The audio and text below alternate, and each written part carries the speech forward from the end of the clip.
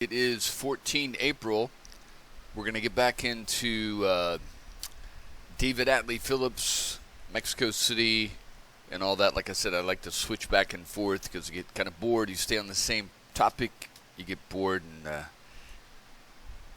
stop doing what you're doing. Anyway, so we're going to get back into his information is before the House Assassination or Select Committee on Assassinations back in 1976-77, and we'll get back into it here. So it says Mr. Phillips, or it says Mr. Phillips. In some cases, it was information only, and it went to the files. In other cases, there was action often indicated by Mr. Scott, who's the station chief, and by writing on a piece of paper, please advise so and so, and let's see, to the report to the report officers. I believe this should be disseminated. A formal dissemination would be sent to the intelligence community or any one of a number of instructions. As a result of that, there might be a query of what information do we have on this subject or the person, and then they would go around and someone would usually have a specific responsibility to do that action. So what I left off with was back before the age of email, people would send around little inter-office communication notes, or they would bring people into their office and directly discuss things. So a lot of stuff wasn't written down, a lot of stuff never went to NARA, and you're never going to find this information. It's in the air, okay? Whereas nowadays, people are lazy, and so instead of, getting up and walking over to someone's desk or sending around an inter-office communication note or bringing them into your office to discuss something,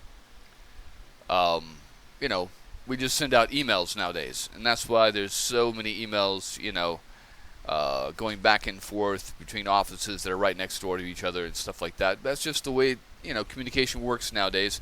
But back then, usually teletypes or telecommunications, telegrams or telefax, these were sent between offices or departments.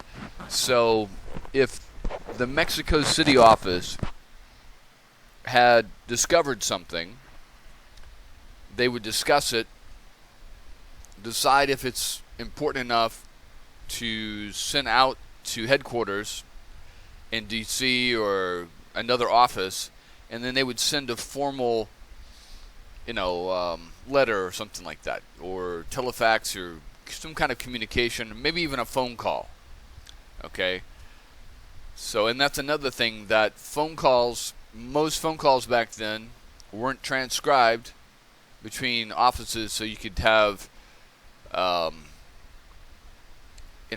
you could have the head of the office here, Mr. Scott, call his boss in Washington, or even call the FBI director directly in Washington, and there would be no there would be no history of that communication, of what was transcribed, unless someone wrote it down.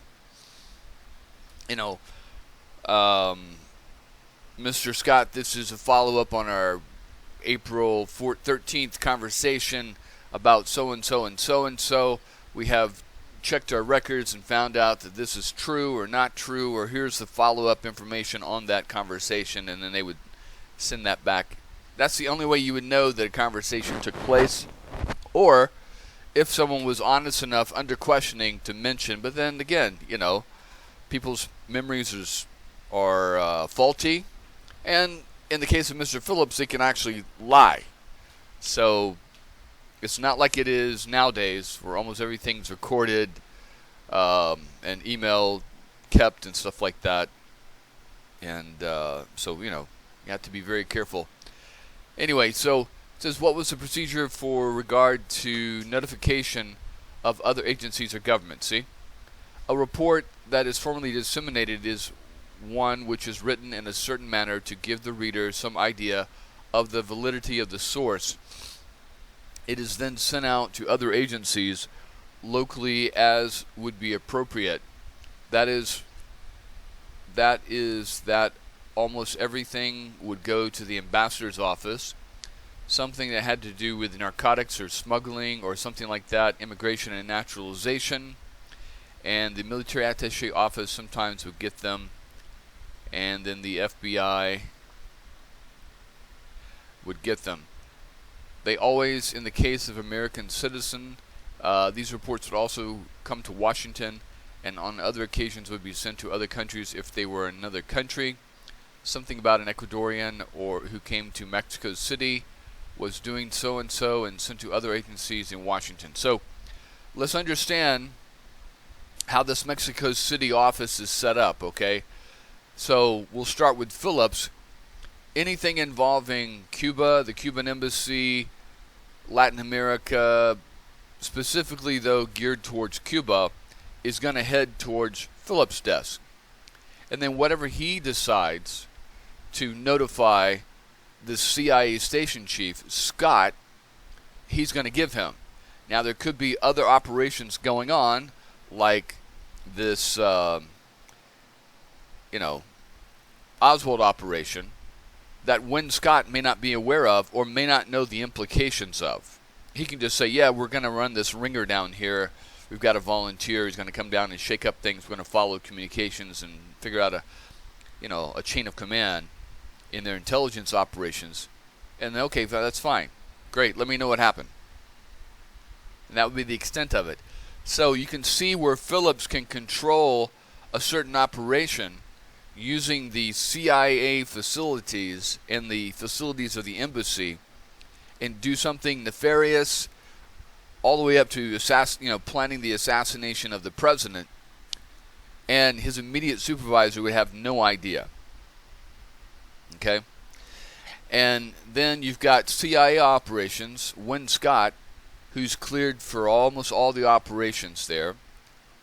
And of course, he's going to send out formal communications to his boss in Langley, maybe even communicate with the FBI, maybe even communicate with the NSA, things like that. But you can see that he can have his own little, I guess you could say, closet of things going on that the ambassador in the embassy may not be aware of. Again, he's just going to go, just like Phillips would come to him, he's going to go to the ambassador and say, hey, so-and-so with Ecuador or whatever was involved with the Cubans or was involved with, narcotics or something like that, and we've sent out a formal request to, follow him or whatever, something like that, Or he could say, hey, we found out that this Ecuadorian has ties to the communists, and he's best friends with the wife of the president of Mexico. We suggest that you contact the president of Mexico and let him be aware of this, okay? Or maybe they're teaching the children of the president of Mexico's at school or something like that. Something not intelligence related that they can handle diplomatically. That's when they would notify the ambassador. The ambassador would say, oh, thank you, and wouldn't question how you got this information. And then he would go to the president of Mexico and say, hey, we've got intelligence information that so-and-so is a communist and he's teaching at your son's school or whatever, and maybe you should take some action on that. That's how those things worked, and you can see the layers of separation where they only tell certain people what they need to know there. Anyway, we'll keep going. All right, so it says, Mr. Sprague, would you make the determination as to what the agencies will be notified and whether agencies were to be notified? The chief of the station, which was who again? Mr. Scott. He would generally depend on the recommendation reports of the officers preparing. I am speaking now, sir, of formal intelligence reports, as opposed to just sending some messages back and forth. And he would depend generally on the reports officers' suggestions. he might change it. So again, Phillips is head of the Cuban operations. So Phillips is just going to tell Win Scott what he wants to hear to get his operations approved. Okay? And, he's going to say, hey, there is so-and-so at the Cuban embassy who we believe is involved in Cuban intelligence assassinations of Latin American leaders, and we want to put a bug on him or have someone follow him. So that's when Phillips would come to Win Scott, is when he needed resources or access to information outside of what he has access to. So we want to have the Mexican federales following him around, find out where he lives, put a tap on his house, put a tap on his phone, things like that. That's what he's talking about. It says, but it was up to Mr. And apparently there's other officers, CIA officers down there that are handling other operations, okay, that don't involve the Cuban embassy. So you may have a guy that's specializing in just monitoring the Russian embassy. You may have a guy that's specializing in just monitoring Soviet bloc or Warsaw Pact nations' embassies. You may have a guy who's monitoring, East Asia, Vietnam, North Vietnam, China, North Korea embassies, all these things. All right. So it says, but it was up to Mr. Scott to make the final decision whether other agencies of the federal government should be notified about information that had been obtained. And so what he's talking about is if they wanted to put a, what would you say, a wiretap on the telephone, the intercontinental telephone or telex or telefax or whatever you want to call it, machines for the Cuban embassy, okay, then Mr. Scott would have to notify his counterpart in the NSA to do that, okay? If there is information they find out in Mexico City that the so-and-so in the Mexican embassy of, say, I don't know, Bulgaria, okay, is working with an agent in the United States, say like New York, then he would contact the New York, or at least contact the FBI, and let them know we need this guy followed around because our contacts here in Mexico City have established that this person could be working with an agent there. So that's what he's talking about. Absolutely, sir. You mentioned notification to Washington. By Washington, do you mean the CIA headquarters in Washington? All right. Hold on one second. Yes, sir, I do. What would motivate, as far as you know, the decision to notify CIA headquarters in Washington? Again, let me just give you an example. So you have, say, in Mexico City, they got an intercept or something, or they found out information through an informant or mole inside the Bulgarian embassy, okay, that they've got,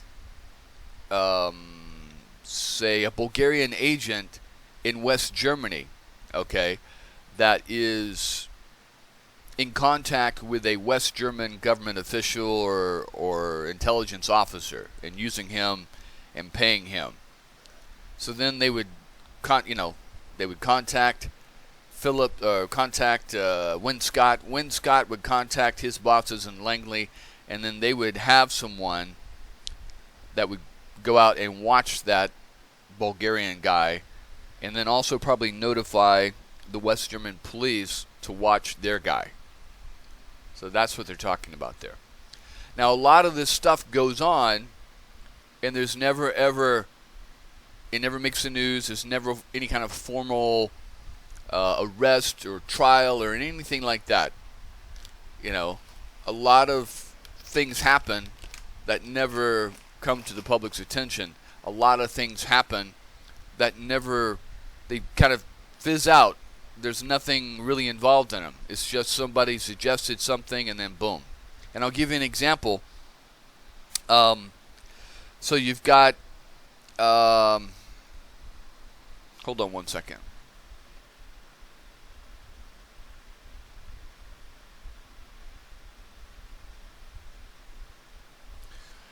Okay, and I'll give you an example.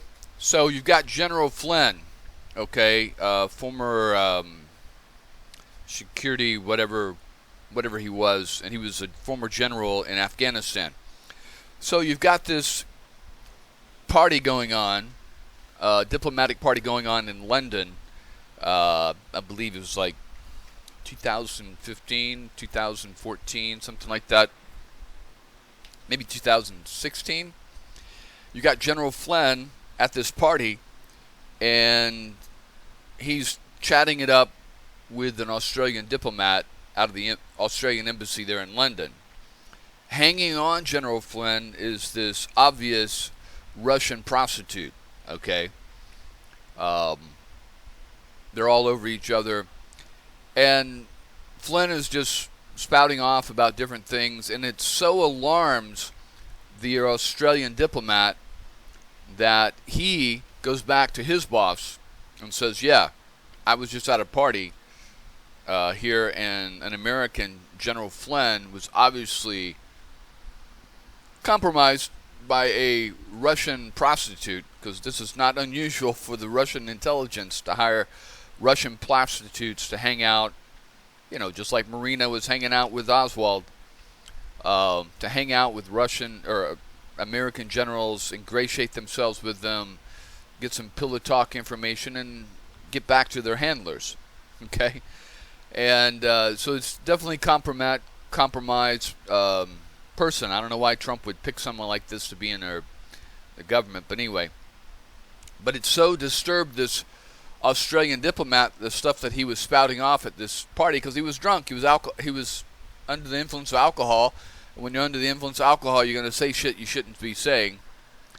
And so he went back, told his boss, the ambassador there. I'm sure they have an Australian equivalent to the CIA, whatever that would be. I think it's Australian ASI or some ASIS or something like that, security service or something like that.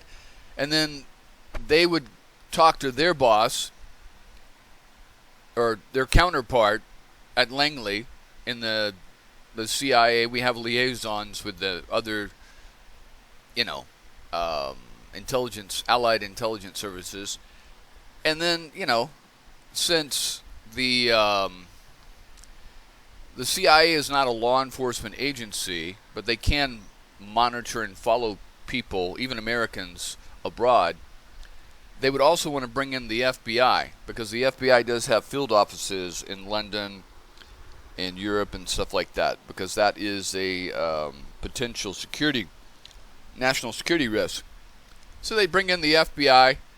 The FBI would start monitoring Flynn and trying to figure out what the hell's going on. Okay, just like they did with, you know, Trump went all crazy because the FBI was monitoring him and monitoring his campaign. Well, you know, you got contact with an enemy foreign intelligence service from the people in your campaign. So that's a national security threat. So you're damn right the FBI is going to do its job, just like if Hillary or Biden had contacts with the Foreign Intelligence Service, you know, or members of their campaign. They did their job exactly the way they were supposed to do. Unfortunately, Trump won the election, and his Department of Justice was able to shut down. Matter of fact, they harassed the FBI for doing their job, and, you know, we all knew what happened. But that's the type of things that he's talking about here. He'd have liaisons with other agencies, and then they could decide, you know, where to go with that. It says, because of this information of kind that might be valuable, say, to policymakers or something like that, in nearly every one of these things, for instance, the formal dissemination would be sent to the Department of State here in Washington for their information. No, but I'm talking about the decision to notify CIA headquarters in Washington. Would it be a routine of each of these intercepts? No, not each of these intercepts. This is only a formal intelligence report, not in the case of the intercepts. And so basically, how I could, you want to envision this is like every day, or at least every week, but most likely every day, Mr. Phillips would type up an intelligence assessment of the work that he's come across that day or the day before and give that to Win Scott. And each of his people, Win Scott's at the center of the intelligence spoke there for the CIA, so his Russian guy that's handling the Russian embassy, the East German, Bulgarian, Warsaw Pact embassies, you have another guy with the Chinese and East Asian embassies. So they're going to give him a daily report, maybe just a quick little couple of paragraphs of what they've learned, something new or whatever. And from that, Win Scott's going to type up some kind of assessment of what's going on in Mexico City to justify their budget. Hey, this is what we found with the resources that we have. So, basically he's saying don't cut my resources, and they're always going to say I need more resources and more money to find out more about that, okay? And they're going to write up the intelligence report, because this is just what people do to make themselves look bigger and badder and more important than they really are. They're going to spice it up, say, hey, there could be some more of whatever's going on. We need more money, more budget, more men to expand on that. And they're going to send that back to their operations handler in Washington, D.C. And, of course, that out of their hub there, they've got information coming in from other CIA stations in Canada, in Berlin, in London, in Tehran, in Japan, all over the world. And then they're trying to balance all of this, get as much information, put it in perspective of what's going on, get to see the big picture, and then decide out where we're going to send money and resources and men. So that's what they're working at. So you have, it's like having 20 screaming babies in a room, and you got one mother, and she's trying to decide, where she's going to spend her time and resources and food and changing diapers and things like that. It's the same thing. You got all these station chiefs screaming how important they are. You got to give me more men, more money, all this kinds of stuff. And this is what is going on. So it says, now, what would occasion a decision to notify CIA headquarters in Washington with regard to an intercept? In the first case, something of enough importance that would be in turn into a formal report and would reach Washington not recognizable as coming from a transcript. Secondly, if it had something which was very useful to Washington or some other country, in which case it would be sent not as a formal dissemination, but simply for your information, here's what we've learned. And finally, if there were names that it looked like they should go to the record, or things that didn't seem terribly important. So another example is if you had an informant in Mexico City, or they heard on a phone call in Mexico City that, hey, the bomb or the bomber is set to go on April 16th, and it's April 14th. Well, that's something that's going to be of high importance, in D.C. They're, say the bomber's ready to go in D.C. on the 16th, or whatever. And so they're going to disseminate that information out and get it out to the appropriate agencies. So basically what you have with the CIA stations is you have numerous CIA stations around the world that are eavesdropping on conversations. They're listening to other people's conversations, whether in person or on the phone, and they don't know anything for sure. They're just reporting that information back, and then they're going to report what as much hearsay as they can get of course, to justify their station costs, to justify their jobs, things like that. Also, you got people that are in lowly positions and say the CIA station in Uruguay that are trying to move up, so they're trying to justify the reasons they're paying him to be in Uruguay. Okay? And so they're taking all this chatter, like nowadays they're monitoring the internet for chatter, and then once they start hearing, certain words start coming up everywhere, then that's when, remember we used to have those yellow, green, orange alerts, red alerts, stuff like that. That's what they're talking about. It's the same thing here. What would you say is the total number of intercepts? That it would be very small, where notification would be made to CIA headquarters in Washington. Relatively speaking, small, sir. Quite small. See?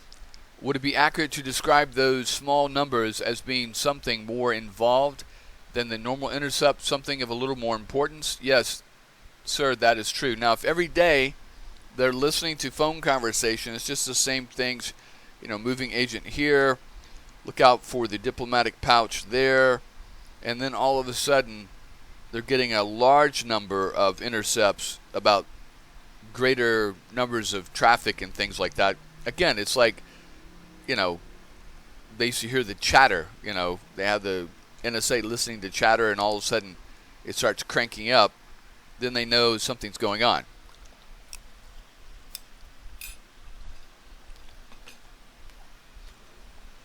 All right. So this is now, with regard to these tapes, that were recordings of conversations, what was the procedure with regards to the tapes themselves? You have said that there was usually there was the transcription, and I've heard you say that they were carried from one place to another. What would happen with these tapes? All right. Now, this is where he's going to switch to defense mode, because they've already said that the tapes were destroyed, but then the FBI agents went to the Warren Commission and testified that they listened to the tapes of the phone calls to the Soviet and the Cuban embassy, and it wasn't Oswald. So how could they listen to the tapes if the tapes were destroyed? Anyway, so we're going to this. Now he's going to play defense, because got to remember, this is 1976, 77, so it's almost 15 years later. So he's going to have to walk a tightrope here and try to remember what was said and what their story was. All right, so here we go. All right, sir, remembering last night and the fact that these tapes were coming in, it is my best recollection now that the Soviet tapes would come in to be translated, actually in the station somewhere, and that there was a translator in the station for the Soviet business. So they had another, like a safe house somewhere, that they were listening to these tapes, and they had people translating it there, and then they would bring in the translation, the transcripts, and the tapes to him. I recall thinking last night, I remember the name of the translator, and we used to be at poker club together, and I remember he worked in the embassy office, and what was his name? His name was George Misko. Misko, Do you remember whether Misko was married or not? It says, I know that he was married. I understand that he was not in Mexico. I understand that he was not in Mexico, that Oswald was there. It must have been, I understand he was not in Mexico when Oswald was there. But I believe he was married, yes. I'm not positive. What gave you the understanding that he was not in Mexico at the time of Oswald was there? Because I received a telephone call on the appearance of the Post story from the CIA asking me what I knew about the source of the information and so forth. And the translator and the secretary and I said that the only translator I can remember was George Misko. In a subsequent conversation, the fellow I talked to said, by the way, we understand George was not in Mexico at the time. That's why I remember. Okay? Who was it that called you? Mr. John Waller.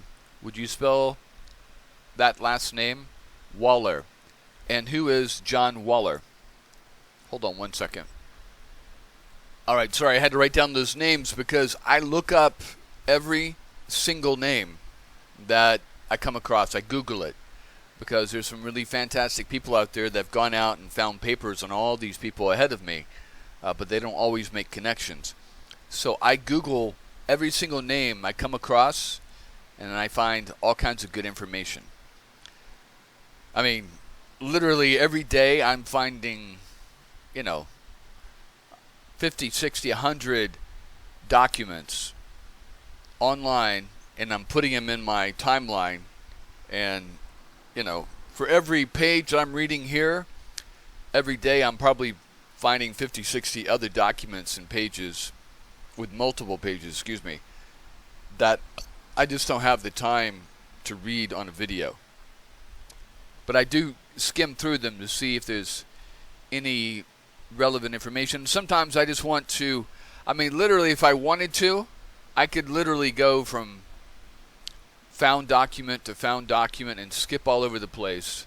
But I'm trying to keep it in some kind of systematic order. Like on this day, I'm trying to stick to Mexico City and the dates that Oswald was getting there. On the other days, I'm sticking to the assassination and the people, the witnesses of the assassination on the 22nd. But here I am, at video number 74, and we're still, on my other videos, only up to what Frazier saw and heard. But there's a lot on Frazier. But anyway, so it says he is a CIA. He's the officer at the CIA, and I talked to him the same day about telling him what I was planning to come down and testify, and that consequently I considered myself released from the security oath. He is now the Inspector General of the CIA. Wow. John Waller is? Yes. And did Waller ask you questions with regard to the information in the Post story? He wanted to know if I knew where the information came from. Well, first answer my question. Did he ask you information concerning what was in the Post story? Yes, sir. What did he ask you? The first question was, is the story the testimony which you gave to the Senate subcommittee of Senators Schweiker and Hart? And I said, no, sir. And he said, do you know what the translators who the translator might be? And I said, the only name I remember the translator is George Misko. What else did he ask you or say to you? That was it, sir.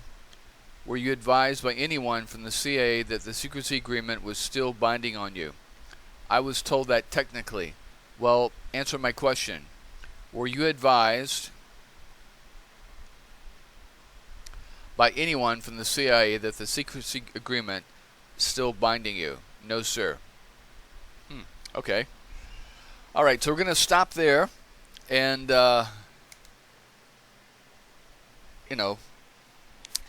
we'll pick this up next time.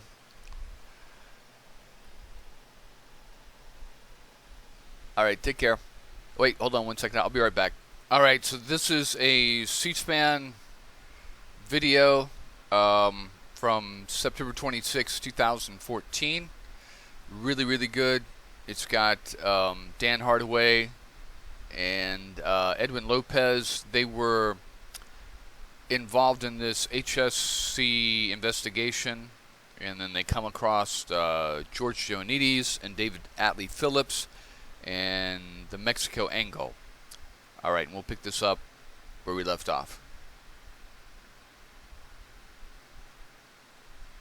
Joanides was promoted to Trichard's old position in Jamwave. Phillips was promoted to the Cuban desk in Mexico City. Were these rewards for a successful operation? In August, Lee Harvey Oswald and DRE had their fun in New Orleans.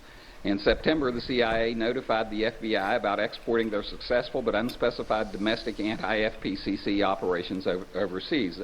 Anti-FPCC operations that were originally designed by David Phillips when they began.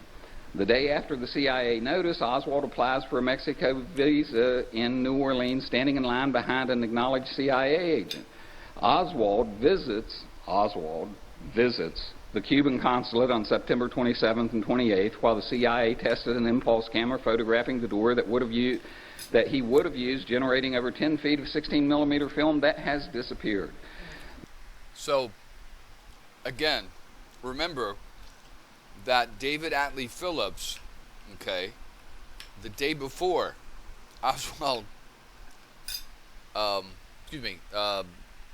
least a week before Oswald went to Mexico City, or around the same time, he just said in his transcripts there that we read earlier that he was appointed head of the Cuban desk at the CIA station there in Mexico City.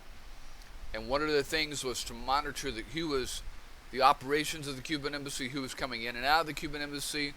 And that morning, he said, the same morning that Oswald shows up in Mexico City and goes to the Cuban embassy, I think he goes there in the afternoon, that morning the CIA installed an impulse camera in the front gate of the Cuban embassy so they can monitor who is going in and out.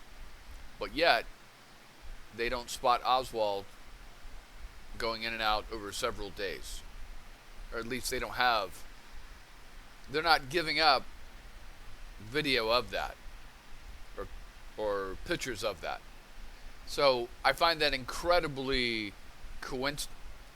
big coincidence. David Atlee Phillips is seen a couple of days before in Dallas, meeting with Oswald, and then a few days later, he's in charge of the Cuban operations in Mexico City, and then a day or so after that, he even says that he installed a pulse camera at the Cuban embassy the same morning that Oswald shows up at the Cuban embassy. It's just too many damn coincidences. It's like they're running an operation. Oswald doesn't know what's going on, but David Atlee Phillips definitely knows what's going on. Anyway, we'll keep going. There were also reports that Oswald spent time with pro-Castro Mexican citizens and students. Our efforts to find those people and interview them were repeatedly frustrated and blocked by the CIA. I don't mean they didn't cooperate. Eddie will tell you about this on his second trip. I didn't get to go with him because I didn't speak Spanish. To Mexico City, they went down specifically looking for the students who had been reported to have been in contact with Oswald, and the CIA actively hid them from our investigators. They refused to cooperate with us in finding. So it's my understanding that Oswald went to some kind of university or something like that, because the Cuban embassy suggested that he get some kind of letter or something like that from the local professor or somebody that they had connections with. So they suggested go to this embassy or go to this university, speak to this professor here, and maybe he'll give a letter of endorsement, and that'll help your chances on getting your visa, faster. And then supposedly while Oswald was there, he met some communist students or something like that. I find that highly unlikely because, Oswald's a white guy from America, from Texas. They're going to be highly suspicious of anyone just showing up, oh, I'm a communist and I needed an endorsement. Oh, you're a communist too, and what's your name? And things like that. But, hey, maybe they were, sympathetic to this, obviously lost gringo, didn't speak Spanish, that, maybe Oswald thought he could infiltrate this group like he did the DRE, or was trying to in New Orleans. Who knows? Who knows what's going on there? maybe he's thinking, hey, if I can hand this over to the CIA, that they'll give me some more money because I've exposed, some communists down in Mexico City they can watch out for. Who knows? Them. They refused to cooperate with us in investigating them. They then, when we did it on our own and tried to do it secretly and covertly as best we could, as Eddie will explain to you, they actively hid them from us. Phillips observed the Soviet and Cuban reaction to Oswald's visit, but by October 1st, Phillips's TDY headquarters with Mexico Station sends him an untraceable transmittal manifest with unspecified bulk materials to be delivered to him personally and only to him. Boom. So, what he's talking about is, okay, so you remember he's got the wiretaps for the phones, but there's also telex, maybe even early versions of satellite that are communicating from the Russian and Cuban embassies back to their home headquarters. Okay, a lot of that's being monitored by the NSA. Okay, they're monitoring the satellite transmissions if they had that, or the telex, the international stuff that he's not going to have access to. Okay, so they put all that together in a package, and they sent that down to him. And notice only he gets it when Scott is not privy to it. Okay. And again, he just said, did you hear what he said? That after he monitors what the Cuban and Russian reaction was to Oswald's visit, okay, see, that's my premise, is that Phillips meets with Oswald. They get Oswald to go on this mission. He meets with Oswald, give him his specific instructions. Oswald goes down to Mexico. He's just following orders. He goes down there, acts desperate, goes to the Cuban embassy, goes to the Russian embassy, goes to the Cuban embassy, goes to the Russian embassy. The Cubans are going to be like, and the Russians are going to be like, who the hell is this guy? Or the Cubans are. And then the Russians are going to say, hey, that's the same guy, the crazy guy that had defected to the Soviet Union. Now he's trying to get back in through Cuba. It doesn't make any sense. So the reason they're doing that, okay, is to make, well, on Phillips' end, is to shake up the Cuban embassy, to shake up the Russian embassy, and have them make mistakes as they're communicating. And that way he can figure out who they're communicating with, who's being CC'd on their communications. Okay, so you see those FBI memos, and it'll say like from Director Hoover to CC, Colson and all these other people, and below that means that when you're CC'd, it's just like today on an email, they all got a copy of that. And once you have that, and usually on those FBI memos, you can tell who the more important or senior member is by they're at the top of the CCs. Okay? So they're going to always start off with his buddy Colson and Webster, and then it'll get down to Mark Felt. Mark Felt was like number 3, number 4, whatever in the line there. So this is what's happening. This is what I've come to the conclusion based on all this evidence I've been coming across. It's pretty obvious that Oswald was told to go down there, shake up things. We're going to monitor, whatever. They don't have to tell him that. Look, I got a job for you. Go down there, pretend like you're trying to get into the Russian and Cuban embassy to get a visa. And that's what they're doing, and they're monitoring, they're watching all the memos, all the telephone calls go out. Who is this guy? What is he doing? And then the memos coming back from, KGB headquarters in Moscow. That's that crazy American who defected, and we got him out of here. Now the Cubans are aware what Oswald is and who he is, and then they're sending back, what do we do with this guy? Do we give him a visa? All these things like that. So they're placating him. They're telling Sylvia Duran, just go along, placate him. Where's Sylvia Odio? No, Sylvia Duran. Okay. And then maybe Silva Duran is even an informant for the Mexican federales or the CIA, and she's letting them know, hey, they got this. This is the reaction. So they're monitoring all that, and they can figure out who's in charge. Okay? Who's in charge? Because think about it. The Cuban embassy, okay, Castro's revolution just took over, 56, 57? They've only established their embassy and their intelligence network in the last 6 years. Okay? So, after you win a revolution, you don't automatically have, a CIA level or KGB level intelligence agency. It's going to take a couple of years to get up to par. And then, of course, we're not going to know their command structure because it's brand new. We're talking 6 years since the revolution, 57. So the CIA is trying to figure out, because they know that the Cuban embassy is running a lot of the operations for the communists in Latin America. So they're trying to figure out who those people are, what the structure is. Once you know the structure, you can start monitoring those people, tapping their home phones, find out who their wife is, find out who their children are. Where do their children go to school in Mexico City? Okay? Who's the wife hang out with?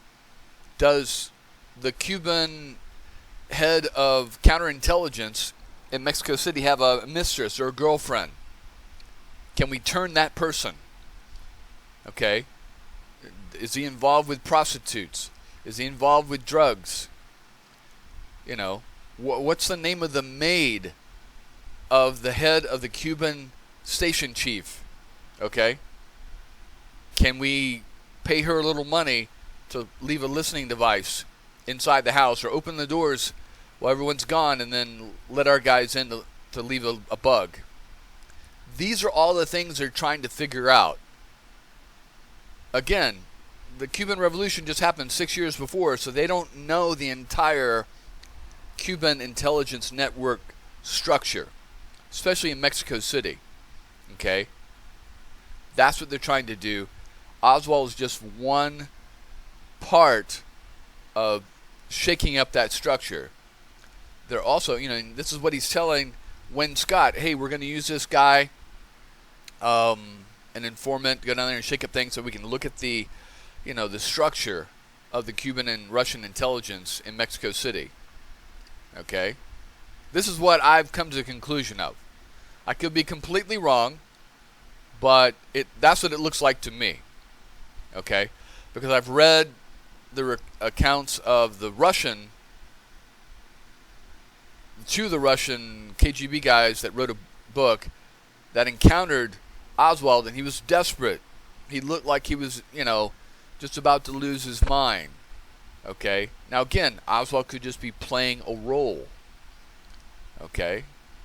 When you see an actor on TV that's screaming and yelling and out for blood, is that actor really insane or crazy or criminal? No. He's playing a role. Is he about to commit a felony? No. That actor, Brad Pitt, Tom Cruise, is playing a role. It's not real. So when Oswald is acting desperate and he is, brings a gun into the Russian embassy and plops it down on the counter there, is he really crazy? Or is he playing a role? Because I tell you, if I walked into the embassy, Russian embassy, I'd like to get a visa to Cuba or Russia, whatever, and I just acted all calm and like, oh, really? Okay, well, how much is it? Okay. And I just fill out this paperwork and come back. Okay, great. All right, thank you so much, and I'll bring this back in a couple of days. No one's going to really raise an eyebrow, okay? But if I come in and start screaming and yelling and raising my voice and pounding on the counter, and I've got to get it, you don't understand, I'm important, I've got to get into Cuba, and I've got to get into Russia, how am I supposed to do this? And blah, blah, blah, blah. If I'm raising my voice and being very animated, they're definitely going to remember me. Okay? Definitely. See, this is why I've been a boss, and this is why I do those things. Because if I come in and I say, hey guys, can you just do this? Can you just do that? And I didn't like that you did this, and, try not to do that next time. Now, some bosses are like that. But if you want to get them to remember what you said and take you seriously, that, oh shit, it's almost, you drive it by fear almost, that, oh shit, if we don't do this, then he's going to come back and do that. They're going to remember it. I raise my voice and scream and pound and boom, boom, boom, and, you better do this and fucking shit, fuck, use a lot of expletives. They're definitely going to remember what you said and have the fear that if you don't do what they said, then this and this and this is going to happen. Okay? There's a big difference. A lot of people, I know I don't like to be yelled at, but I've noticed that the bosses I remember 30 years later were the ones that yelled and screamed and let their presence be known. Okay? Right or wrong, whether that's the best technique or whatever, I don't know. But I know that I definitely remember what they said, and I definitely remember and tried not to be on their bad side. Okay? So this is what Oswald is doing. He's going in and making a scene. He's playing a part. He's acting. Okay? And it could be some real desperation. It could be that, Phillips told him that, hey, if you get a visa, we'll give you an extra $500 bonus or some crap like that. So it could be something like that. But he's also playing a scene to be recognized, to be remembered. Okay? And when you cause a fuss like that, people are going to say, hey, what was that all about?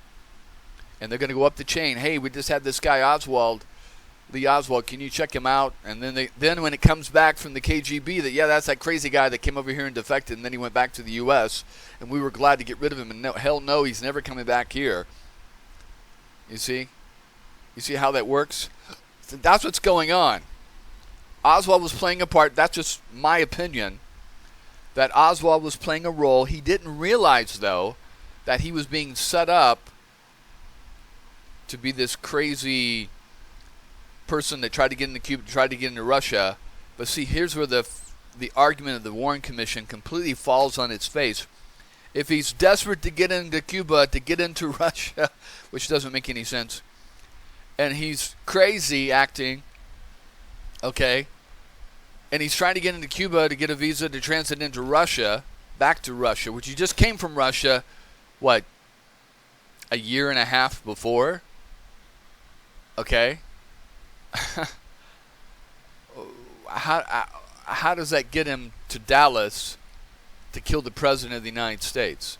Does he kill the President of the United States, or are they trying to say he killed the President of the United States because he couldn't get out of the United States to get back into Cuba and back into Russia? Is that what they're trying to say?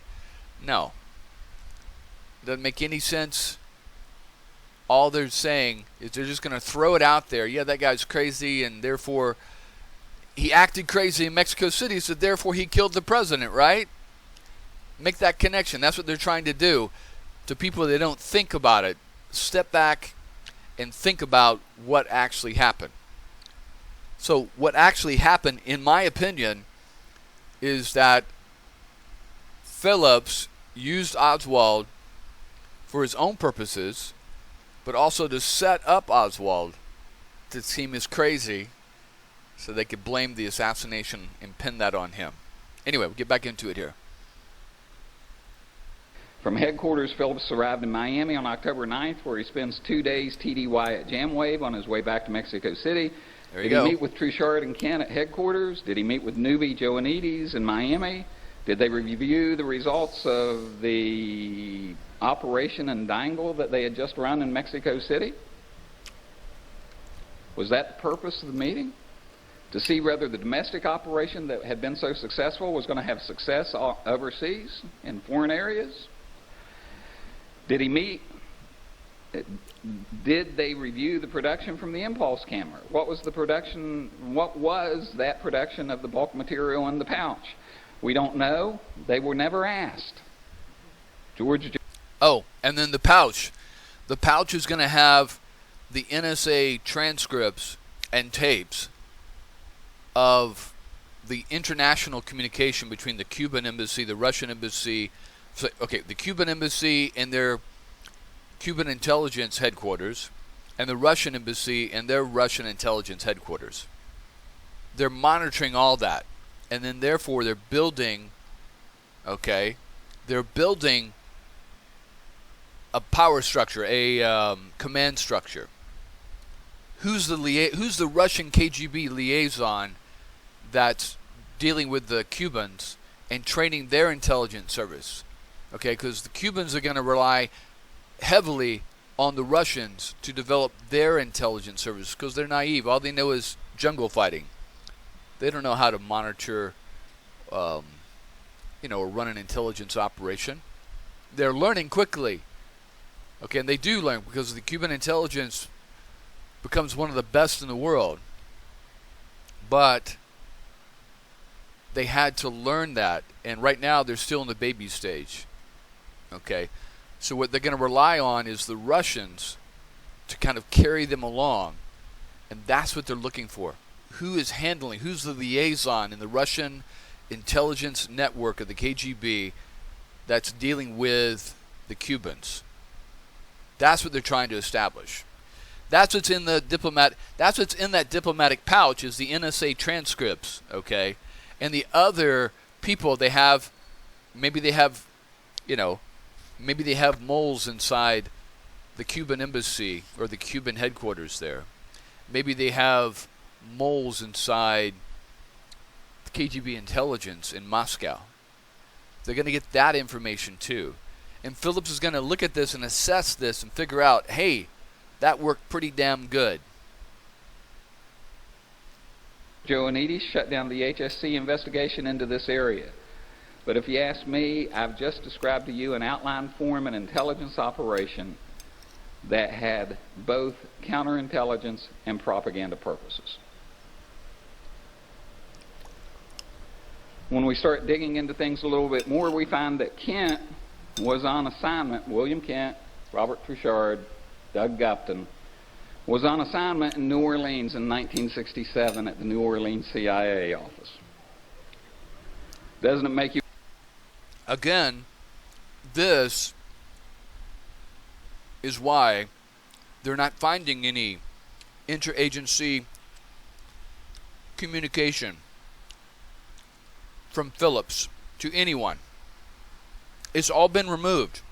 If it was even put in the... See, the CIA has their own archives, okay?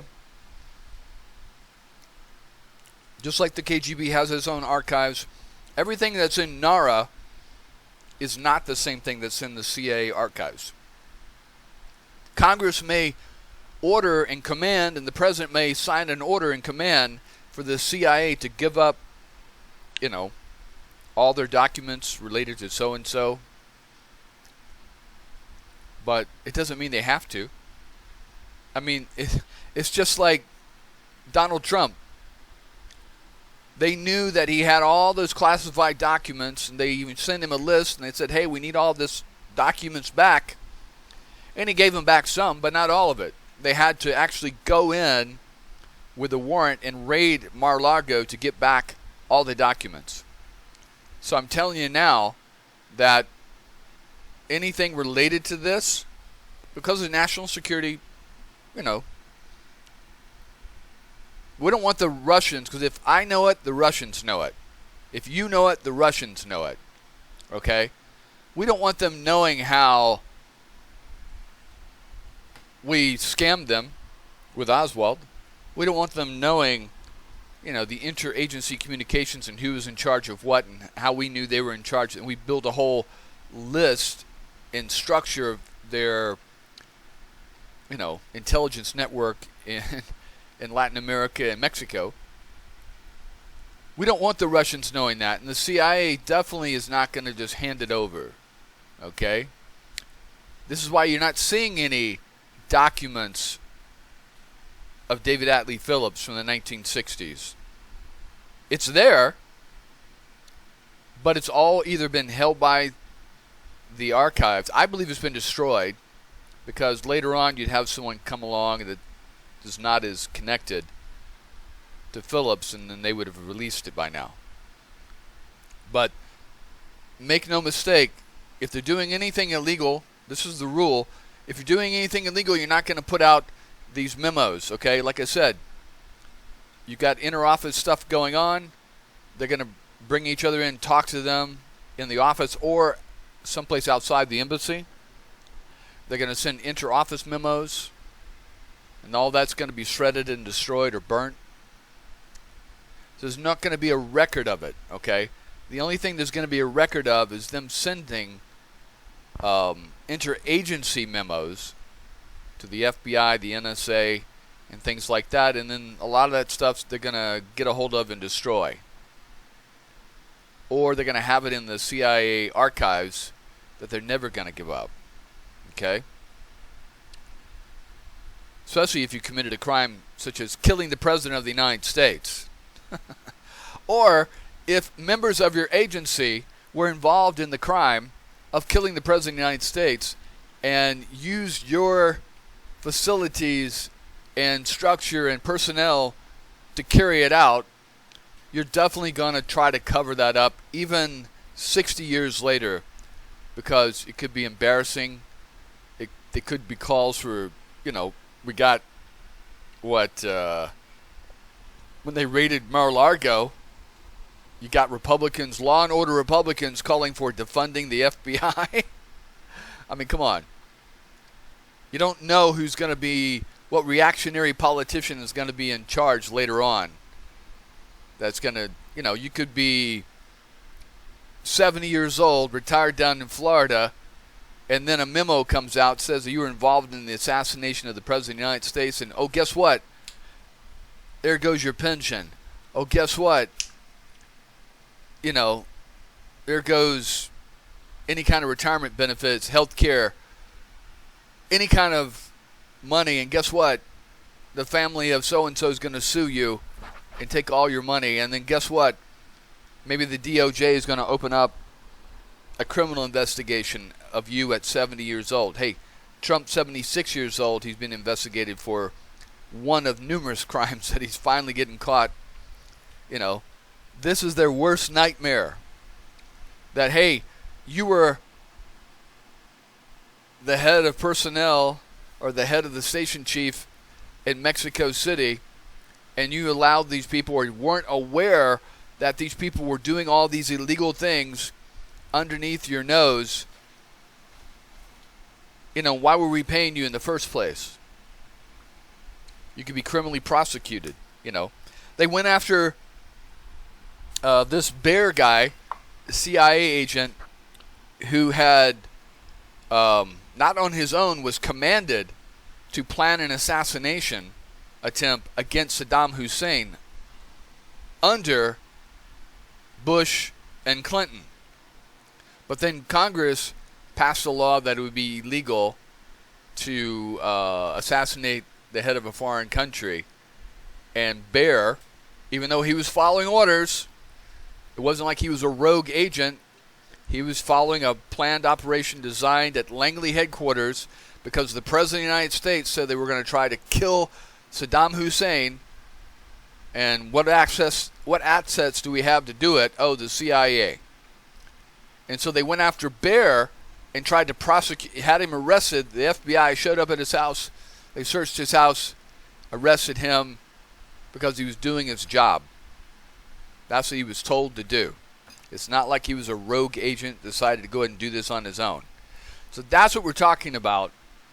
Okay, this is why people say, oh, how can, well, if all those people are dead or all those people are old, why would the CIA still be covering it up? Because they're worried about the reputation of the CIA or the FBI, and they're worried about some rogue off the prairie Republican or Democratic senator or congressman going on a witch hunt and going after them. So the best thing to do is destroy the paperwork that incriminates them, or at least keep it suppressed. Okay? They've already killed off all the people that can be killed off, or that needed to be killed off. Now it's just, they've destroyed most of the paperwork, if there's any paperwork that's out there. And then whatever else they have in their archive, they're just going to keep that under wraps for 100 years. And like I said, like Napoleon says, you don't have to kill the truth. All you have to do is delay it long enough till everyone's dead and no one cares. Anyway, so we're going to move on. And we'll pick this up. I got to write down my time. I always forget to write my time down. So, let's see, C-SPAN 124. And I know I rant a lot on this stuff, but, without, you can listen to shit all day and it goes through one ear and comes out the other. You're not understanding what it means. But I'm trying to fill in the gaps to help you understand what it all means. Just give you the big picture and how it connects to everything else. All right, so this one is the Cuban Embassy in Ottawa, Canada.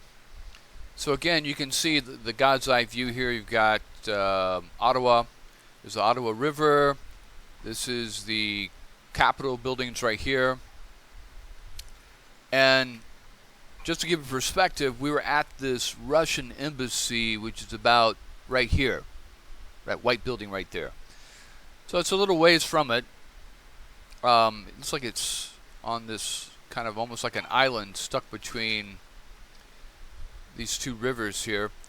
But anyway, let's take a look and see what we can find here. Not sure, that's probably some kind of display or something. Alright, yeah, see? Very similar to the Mexico embassy. So a lot of these embassies were rebuilt after the Cuban Revolution. You see how the murals and the structure dates back to the early 60s. This is probably some kind of reception hall. You can see the flag of Cuba and then Canada over there. And a lot of people don't know, there's no Cuban embassy. Well, there used to not be a Cuban embassy in Washington. I'm not sure if they opened up a Cuban embassy during the Obama administration, or they just allowed Americans to fly to Cuba. I'm not sure exactly. I'll have to check on that. But a lot of people don't know that, Canada never severed diplomatic relationships with the Cubans, and a lot of Canadians would spend winters, a month or two of the winter down in Havana, I remember when I went to Vancouver, BC, walking downtown Vancouver, you go by this store and they had Cuban cigars they were selling. Of course, I don't smoke, but if I bought those and tried to bring those back into the U.S. at that time, it would have been illegal, And I think they even had Cuban liquor and stuff like that. But anyway, yeah, there's the outside of the Cuban embassy. You can see good little solid embassy here, really well set up for any kind of now again, not a lot of terrorist attacks occur in Canada. Pretty well safe there, but they're not going to hedge their bets. You got a good little camera here. There's the front steel gate. You've got a little walkway here. This also acts to prevent if you had a truck from smashing into the walls here, or going up into it. You see how it gets smaller, so if you had a truck, it's going to be more difficult to blast through the door because you got to go up these steps, and then they've got a heavy support beam to block the blast there.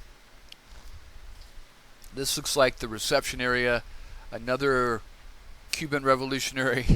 I always find this interesting. They always have the Cubans, they talk about, the workers and the rights of the workers and the revolution of the people, but the people have no rights. You only have one party you can vote for, You can't come and go as you want. Can't say what you want without going to jail.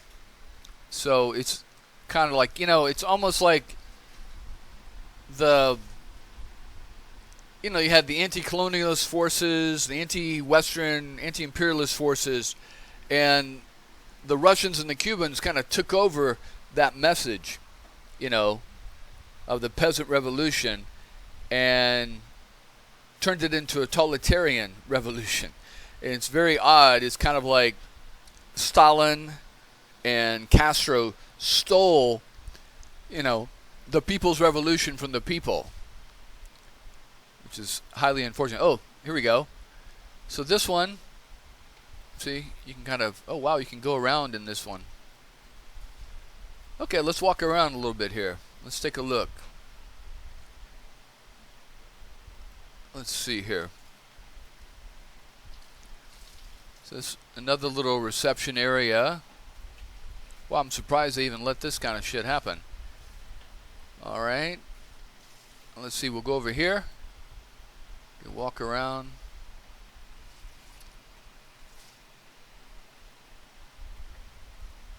Okay, yeah, you're kind of restricted. Let's see, we'll go back this way, and we'll go back into here.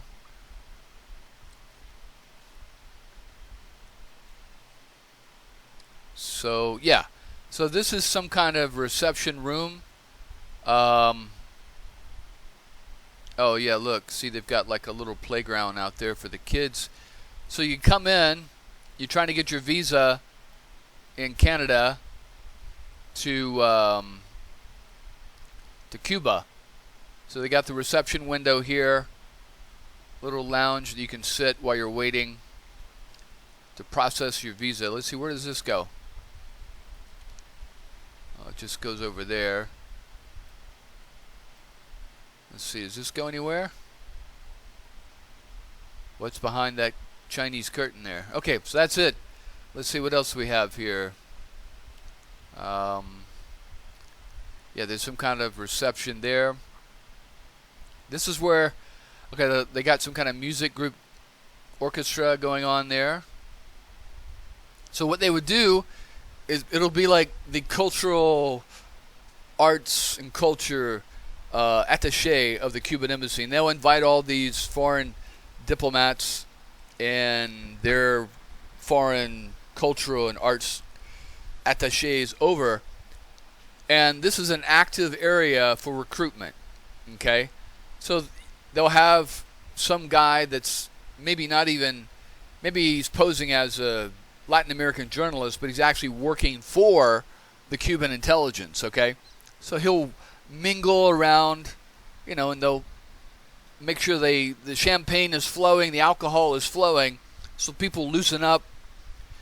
And then he'll try to make contacts with people that, oh, you're in this, and oh, you're with that, and oh, what do you think about this, and what do you think about that? And hey, I'd like to follow up on you on what you said here. Here's my number. And then they'll meet that embassy staffer or ambassador at some restaurant in Toronto somewhere, and they'll follow up on what they know.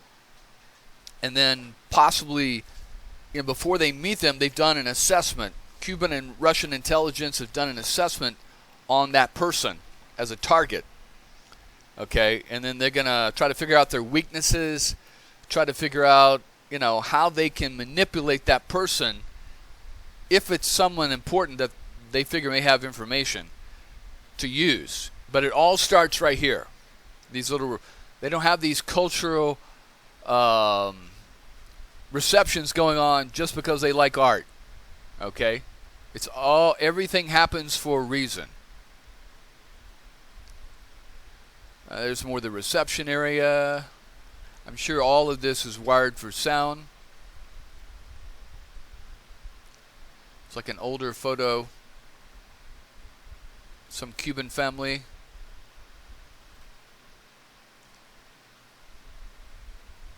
And let's not forget this is Canada, okay? So there's some kind of something going on in Cuba. Of course, there's the front door of the Cuban embassy. All right, yeah, see? They've got this pretty well set up here. So they got these two gates, cars pass through, people get out, and they walk up. That's a good little security arrangement they got set up. We'll take a look from the street though eventually. Let's see, can we go up in here? Yeah, there's the front door. They got these thick doors here. You notice how they have the double doors. Kind of your standard, you know, security. It's a good little, even though this is a rampway, this is a good block here because someone punches through this fence, tries to get up near the wall, this is going to slow them down, lessen the blast. They've got really hard concrete, still reinforced right there. Let's see, and then of course there's the guard station. Can we go in? Yeah, there's the front reception door. Yeah, and see, there it is.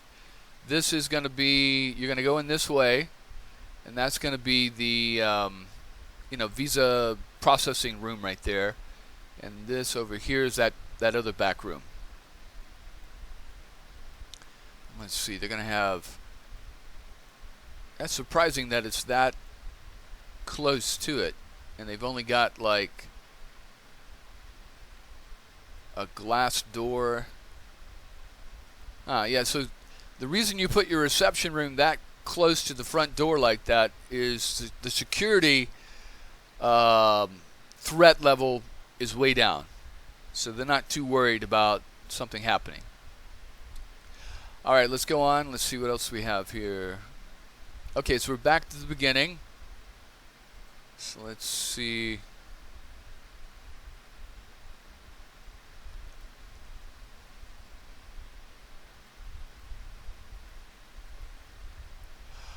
Right, it's a good little neighborhood. I don't see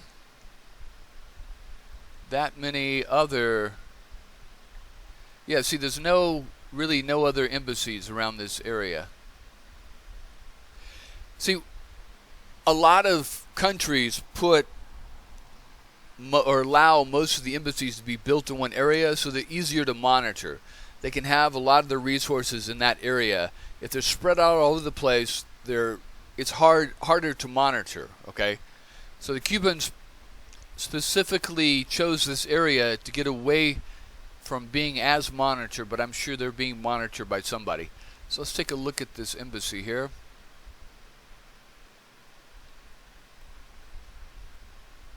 So you see there's that front entrance here. Okay.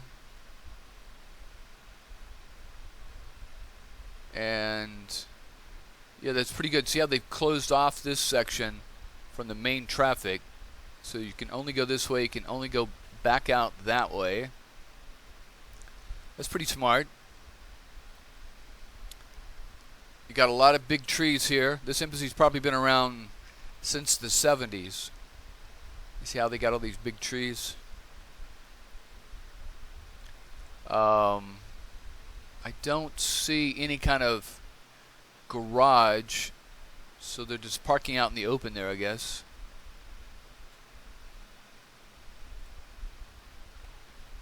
Let's take a look here.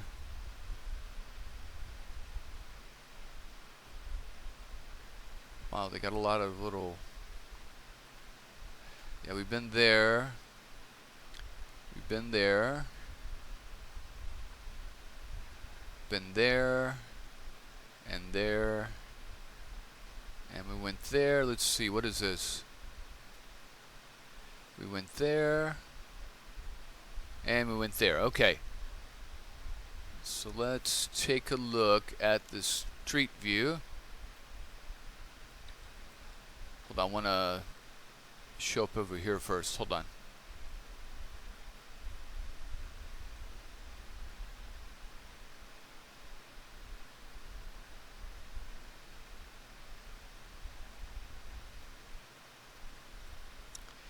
Yeah, so you can tell, you see how they've placed these trees here. They've got an embankment. Any kind of vehicle trying to run up in here is going to hit this embankment. It's going to basically put it into the ground there. They don't have a lot of fencing, so like I said, their security, they're thinking is probably not gonna, anything bad's gonna happen. That's the back end fence there. Let's go on down here a little bit. Yeah, they got a back gate to get in.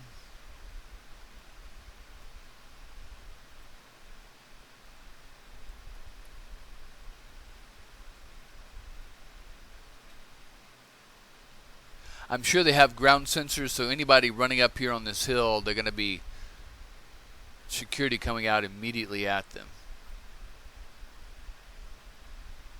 Kind of rudimentary security there. But again, you have to look at the assessment of the threat. In Canada, they're not going to have a lot of terrorist attacks here. Okay, let's see. What is this? Okay, so this is going to be ATCO. So somebody's doing some kind of construction. Let's take a look here. Maybe the CIA is installing new new devices or whatever. It can't get around this part here though.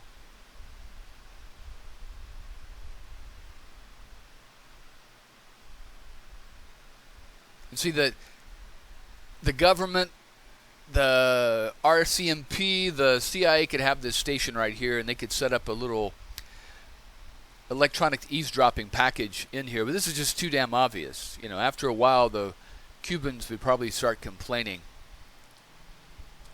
But let me see. Let's go. Hold on a second. Yeah, so it's sitting right there. Interesting. All right, let's go over here. Yeah, see, it's not there now. Of course, you've got some kind of truck here. That's probably RCMP or some kind of... See, we'd use the FBI in the U.S., but if we were in Canada, we'd be using the CIA to follow those people around. But we would have some kind of cooperation with the RCMP or their... I think they have a new domestic intelligence service now. I'm not exactly certain on that.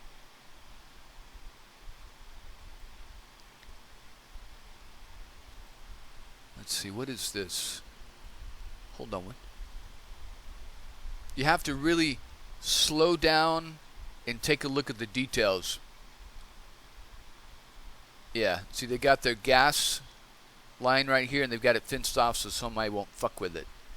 I haven't seen their telephone or electricity. There's probably underground cables. They don't want somebody fucking with them. But yeah, that's a good little setup. Really well. You see, they've got this little 2-foot pedestal here. And this is, of course, if you've got some kind of truck bomb running down the road. You know, got some dump truck full of, concrete truck full of explosives. He's going to smash into this first and then not be able to get up into here. And then if he is able to come up the ramp, navigate up the ramp, he's got to punch through this gate. And then he's got to come at this and swing around to the right. So you see he's got a right turn from a straight on. And then he's got to punch through the gate. That's gonna. All these things are going to slow down your speed. And then he's got another right turn to go up these stairs. And then you got all this concrete here. So that's pretty well. Very good. Very good security. But again, the security threat is probably going to be very, very light here. And again, you know, if I'm the CIA or I am the RCMP, I'm going to set up my station right here. You see, got the reflective windows, and I can even probably put up stuff on telephone poles here. Do we see anything on telephone poles? Let's see. Could probably put a camera up in that tree somewhere. Maybe even some kind of monitoring station in here. You know, because it wouldn't take much. All you got to do is just tell these people, hey, we're going to pay for your rent. We're going to pay for your mortgage. And it looks like you got, what, 1, 2, 3, 4 apartments in this building. So they could just rent out, you know, set up some cameras up there. They wouldn't have to have anyone there. And then just come by once a week and, you know, get the... They don't even have to have someone come by and get the tapes. Just monitor, check out the equipment. They can have a live feed going right back to the CIA station. But yeah, that's a good little way to do it. And then another thing you could do is you could pay these people, hey, can we use your basement for a couple of years? And we'll pay half your mortgage, whatever. And then you put a technical team down in here, and with the digging equipment, they dig underneath. They already know where the telecommunication lines are and the other lines, and they just dig to those lines. And then they tap on some equipment and then either cover it back up or leave the tunnel open. They probably cover it back up and then run it back out to over here somewhere. But yeah, that's what I would do. Anyway, that's enough of that. And we're going to keep looking at these embassies. A lot of good stuff. In order to understand what Oswald was a part of, you have to understand the whole type of operation. And again, I'm not an expert on this. I'm not former FBI or intelligence or anything like that. But the more you come across things, the more you see things, read things, the more familiar you become with it, okay? And you can understand what you're looking at. All right, until next time, take care.